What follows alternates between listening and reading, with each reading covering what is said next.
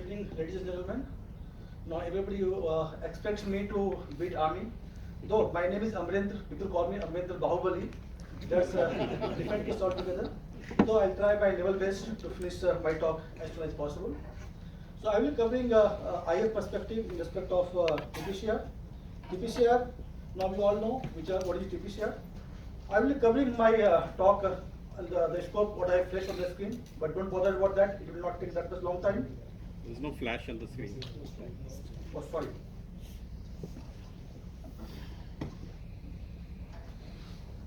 So I would like to cover my talk under the flash on the screen. So before I start my talk, let me introduce myself. I am Dr. Amarender Thakur. I am from Director of Aerospace Design. Aerospace Design is shortly known as DAD, though we are very akin to Army Design Board, what Major General Maan is representing. So our main focus is towards interfacing with industry, academia, and a lot of things what we do. Just a flash to the screen. I will not take much time on that. But we are the director who manages all TDF, IDEX, and make cases. Towards this, we undertake a lot of industry scanning, wherein we go to industry, we go to academia, we try to understand the capability. We try to do the gap analysis where the capability of the industry can be of some help for us. So this type of activity we keep on doing, and in this process, till date, we have connected with more than 1,800 industries. And we know what is the core competency of the industry, when should we approach the particular industry. So this is how we are progressing our cases. So these things I will simply skip.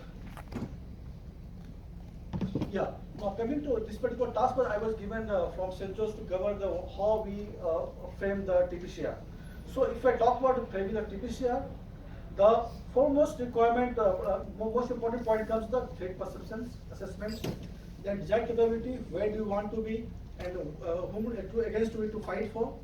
Then finally we try to identify the gap. Then operational reach, permanent classification is extended strike range, air defense, and surveillance depth. Then robust network-centric warfare we are looking for. Then whatever things we want to induct into the forces, for that one of the criteria it should be a force multiplier. Means 1 plus 1 should not be 2, rather it should be 11. Similarly, the concept we follow is a system of systems. One system, keep on building of a system so that you can end up doing a bigger system for a bigger purpose.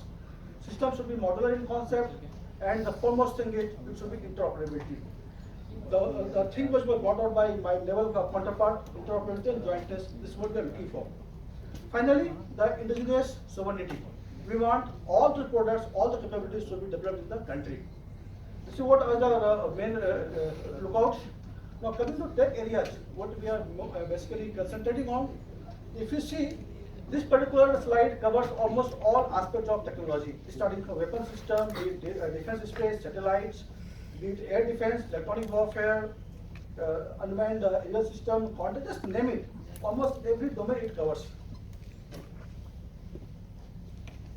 Now coming to TPCR, if you see the domain-wise, I have tried to correlate. I know this is not exact replica of the capability mentioned in the TPCR, but it is very much similar to the capability mentioned in the TPCR. So in this domain, we have launched this project statement on the right side column. You can see both the column statement we have already launched.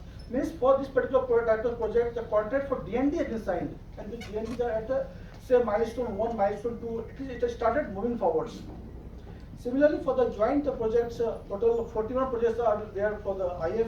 Out of 41, 32 projects we have already launched. Now, some of the brief description of the systems, so I'll just skip this thing also because it's a research descriptive, and this particular information already available in the document, so I will not take much time on this.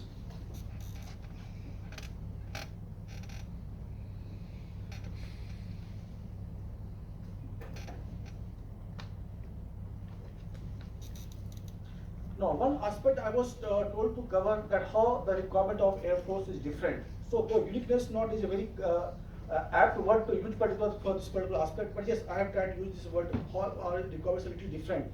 The way we do the business with the industry.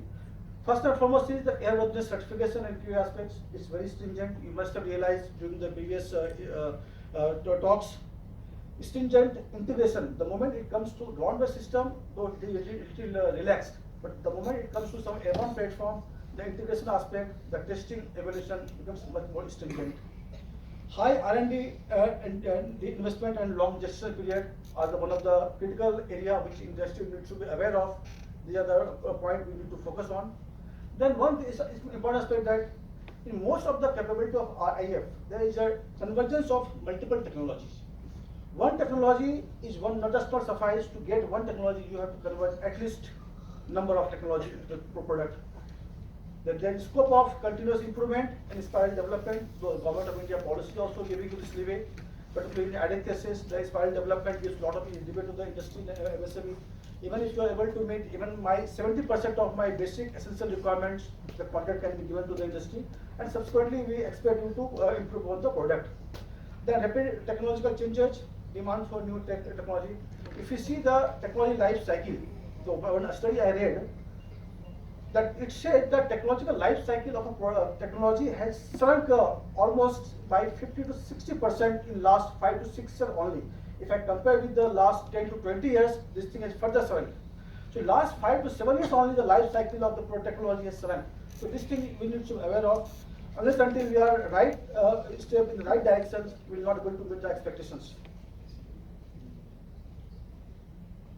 Now, how do we take this project's requirements? Apart from this, we have make an IDEX. Two additional routes we are having. One is through revenue.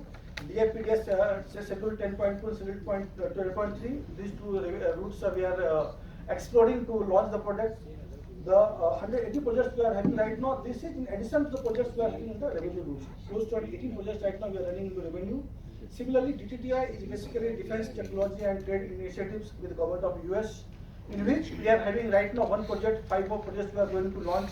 In this type of project also that there will be requirement of Indian MSME and startups to work with US startups.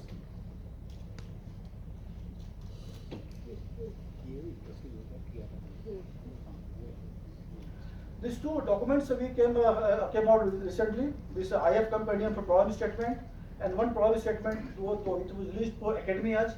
So this IF compendium contains almost 181 problem statements. Similarly, the compendium for academia, it contains around 30 odd problem statements for academia. So this can be some use for you people. Lookouts we have already seen. Now connect with the DID. I have flashed my contact number and all details. In case of any query, please drop us an email and we'll definitely revert back to you. Amarender, could you go with the previous slide?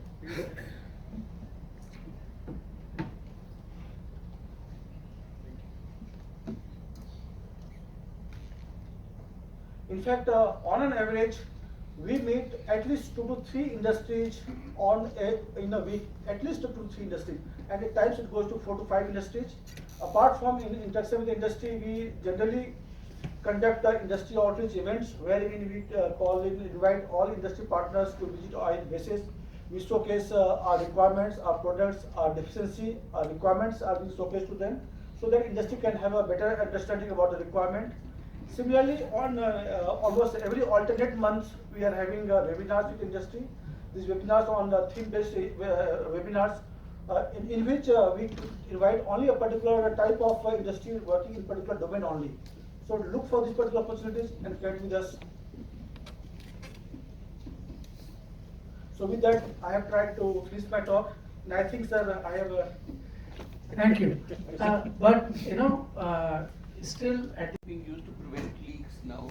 And Good afternoon, sir. First of all, you would be glad to know that DX and Space have actually gone through the TPCR, and we have highlighted 3 strongly aligned topics. The only reason we haven't reached out to you guys is because we didn't know what would be the right point to reach out. So we wanted to ask, because there are like 3 sections, or basically 3 topics which we feel we can cater to, and in one of them we have reached TRL4. Would this be a right time to reach you guys, and can you give some more insights on, like, you know, when to reach out exactly and with what documents per se, which would be useful to you guys?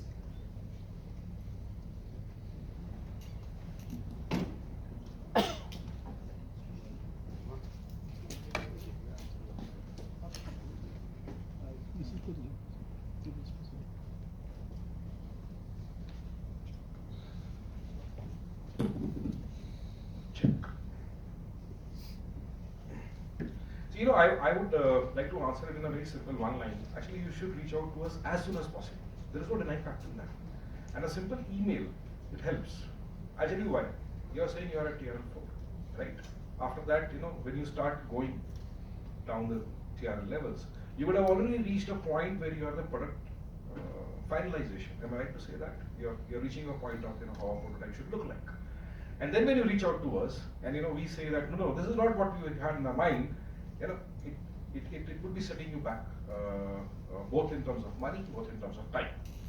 So I would suggest a bottom line is you see the TPCR, you see your product, and immediately reach out. Please drop us an email.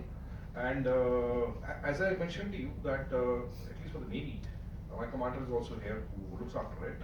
We have been reached out by Bell, and in one of the cases it was related to the Department of the Oceanography and the Meteorology. We arranged a presentation for them so that they understand exactly what we are looking at, the thing which you're buying from Russia, and it helped us. We have been able to initiate a make case. So I hope that answers. One last question, please. I have a recommendation for the headquarter integrated defense staff. TPCR as it is was delayed by 2 years. It had to come in 23, it came in 25. And after that also, like Indian Army in Bharat Mandapam, the Deputy Chief raised the challenges for the drones, So I think the integrated defense staff could put an addendum. When the industry they look at orders, you have Storm Lumber, independent event by Indian Navy, you have something by the Air Force and something by the Army. So I think, IDS is for commonality and interoperability, right? But if addendum, you should compile all these things which you require in the industry. For example, what ADB did in Bharat Mandapam, Swavlambam, and issue as an addendum to this so that the industry has one document to see and nothing. This would be my recommendation to IDS. Thank you. Sir, work in progress on this particular issue. Okay, so we shall close it at that.